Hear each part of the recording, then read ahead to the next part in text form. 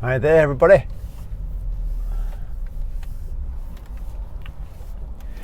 So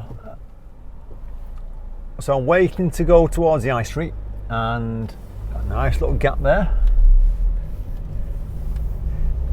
Now, something that you might not even thought about that I've kind of mentioned slightly on the first video, which is about getting used to the car. And if you've been driving a diesel car for your learner and you get yourself a petrol car, you're going to struggle possibly with moving off, stalling, not putting enough power on. That's what usually the case is. Yeah, a little bit of gas, a little bit of biting point. The car behind me, it might look close in the rear view camera, but it's not.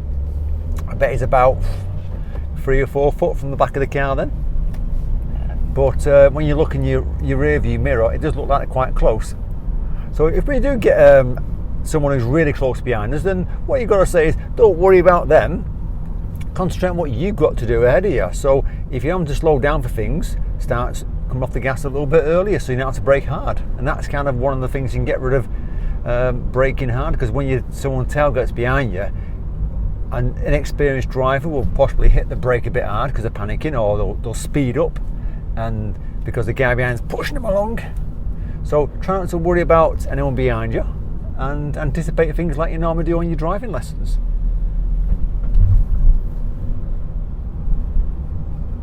So we're just going to follow the road ahead. It's double roundabout,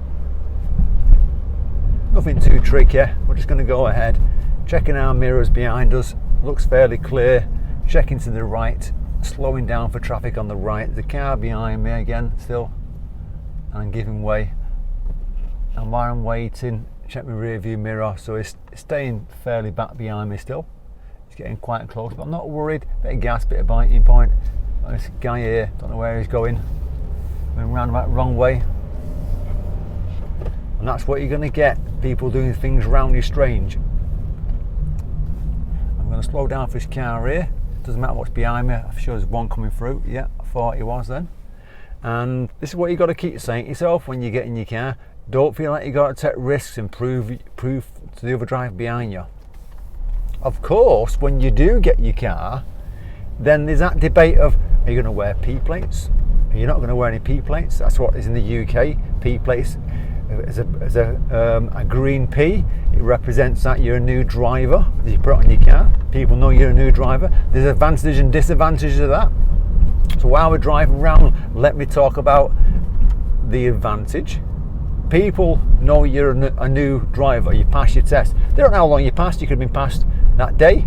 You could have been passed for 6 months. Depends how long you have it on for. Now, they are going to give you space most times. But at the same time, the disadvantage is they're going to possibly overtake you a bit more than what they might do if you didn't have it on. It's hard to say, depends how much of a rush they're in. But when they see that P plate, it's a bit like an L plate. It's like a bull to a red rag. They're going to try and overtake you if they can, because they're thinking, oh, it's a learner that. They don't see you as a person who's passed the driving test. It's a learner. I'm going to overtake him. So that's the disadvantage. Another advantage would be it's like a comfort blanket for you. You know, it kind of, if you're worried about other cars and I need to know I've passed my test and I'm worried about them, then you're probably going to put a P plate on because they know you just passed your test then, and you're happy that they know that, and that's fine. So whatever works for you. I mean, so we're going to go right at this junction, and I'm in a little queue, so give a little space from the car in front of you. So, and another thing you have to remember is when you're behind a car on a hill, if they start rolling, use your horn. A quick toot of the horn, tell them that you're there. Don't put the foot on the brake then. Don't be afraid not to use the horn, because last thing you want to do is someone reverse into you by accident by rolling down the hill. And the guy behind me is about 2 to 3 foot behind me. Can't see his number plate, but it's a big car, looks like a Porsche, which is fine. And I'm using the handbrake here on the hill. Get up to the white line, lower the clutch, braking, handbrake back on. Porsche is going past me, no gap on the left. Can't get out. There's a gap after the white car, not a big gap. So I'm going to make a little move.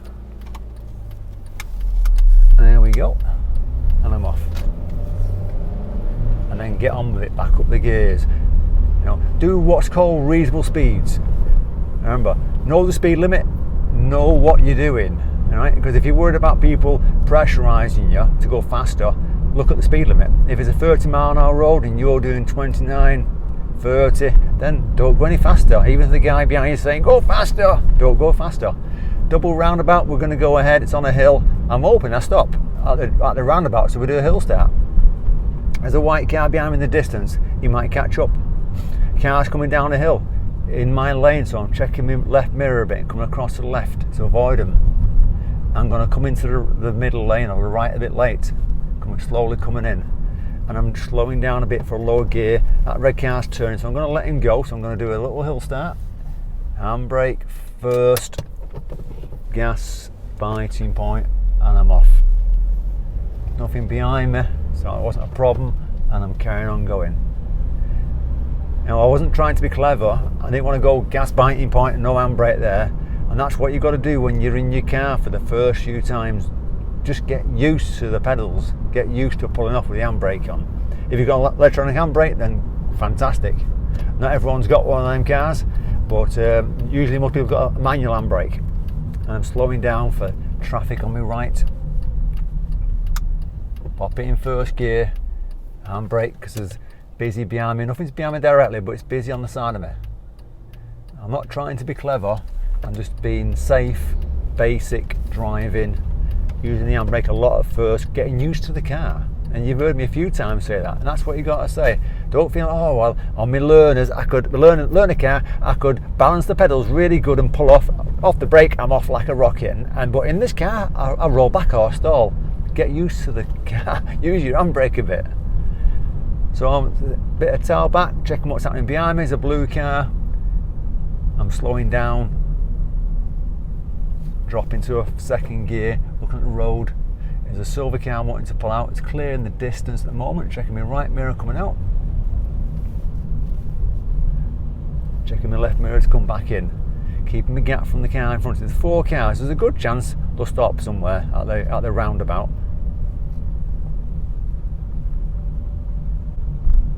I'm going to go right at the roundabout. Slowing down. Checking the rear view mirror, slowing down for the right. Pop it in first. I'm not going to use my handbrake that's downhill. Guy behind me is quite close. Gas, biting point. If it was uphill, I'll definitely have the handbrake on that point.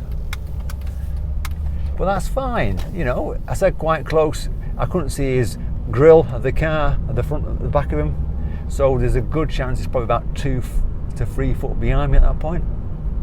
But if you're on a hill, going uphill, then you'll have your handbrake on. Because the last thing you want to do is roll back into it. And like I said, I've been driving around now for X amount of minutes, and a couple of times cars have come quite close behind me.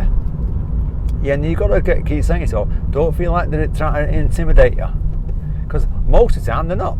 And the ones that do and they bib the horn, don't worry about that. You know, if they're going to bib you, they're going to bib you, and it doesn't matter if you've been driving for 1 week or 1 year or 2 years, they're probably still going to bib you, because they're in a rush and they want to go faster. So I'm going to go left down this road, slowing down for a lower gear.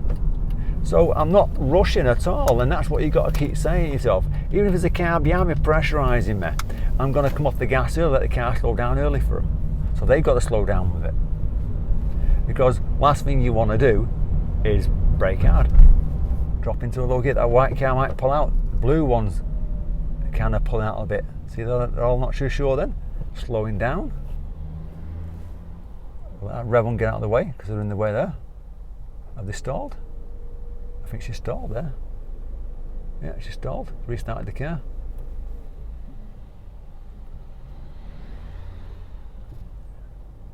See, that person stalled then, probably not bothered, and that's what you got to feel like. If you make a mistake and you stall the car, just keep it safe. You know, if you stall, put your foot on the brake while you're stationary, so don't roll backwards or forwards. Restart the car, make sure you're in the correct gear. and we're going to pull out in a second. So I've been waiting a while here now. There we go. We can get back in, taking my time, look at the road, check my mirror, out we come. If the car comes around the corner, I'm already out, not worrying about it. Watch for that for the pedestrians going down a high street, and just take me time. Watch for people opening doors. My biggest worry when I passed my driving test was people stepping out, people running out, and the only way to eliminate that is to keep the speed under control. Just going to stop here a second. Is he going to go through? Because I can't get through because he's parked there. There's only space for one car. So the red car and the white car both parked on WL lines, making it hard for me to get through. Where's the traffic warden when you want one? That's what I say. And just check your time. So yeah, so what I was saying is when I passed my test, my biggest worry was people stepping out between parked cars. And I kind of got over that worry by saying, well, do what I can to keep it safe. So keep the speed down, keep space from the parked cars, and try and watch out for people stepping out. And that's all you can do, you know, otherwise you're worried about everything. And we're just going to follow it down here. So I'm hoping you're enjoying this video, and we'll carry on. Because the thing is, you can be driving round for a day or two and no one's behind you, or no one's intimidating you, and then you could get one or two on your way to work or college that day, and it might stress you slightly, and you've got to remember that when they do come behind you and get quite close, you got to not worry about that and realise that they're probably a silly driver, or they're in a rush for whatever reason. We're going to go left into this car park.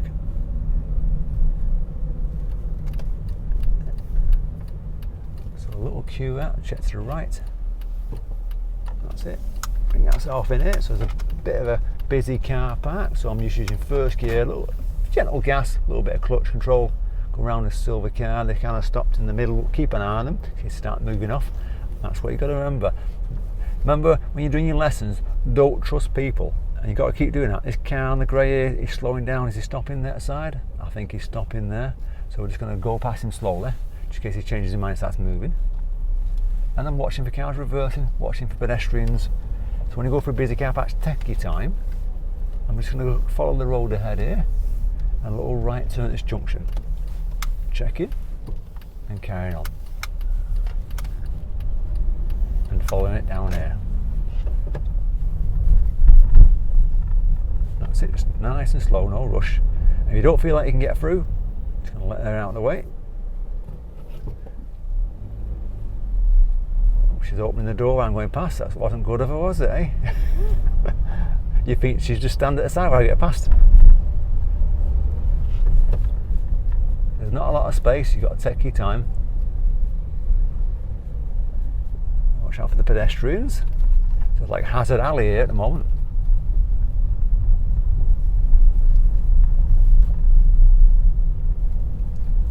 Obviously, if you were driving on your new car or your first car, you might try and avoid some of these areas. You might love driving down these areas, but whichever one it is, you've got to go slow. The maximum speed was 20. I was probably doing about 5 miles an hour then.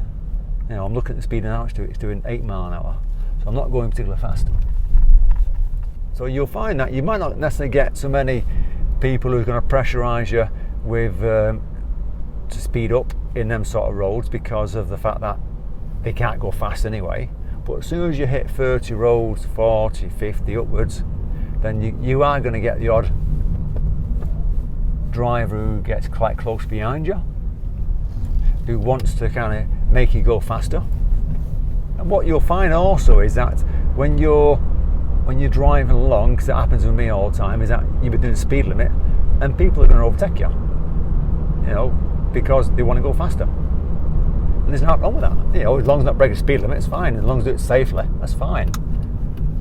But you will get people overtaking you even when you're doing the speed limit, and you're thinking, why are they overtaking me? Well, ask them that question. Maybe they're just in a rush. So I'm in a 30 zone at the moment. I'm just going to follow the road ahead. I'm doing 30 mile an hour. That car's put his foot down to overtake me there. I don't know where he's going. He's going right. But it seemed a bit pointless speeding up then.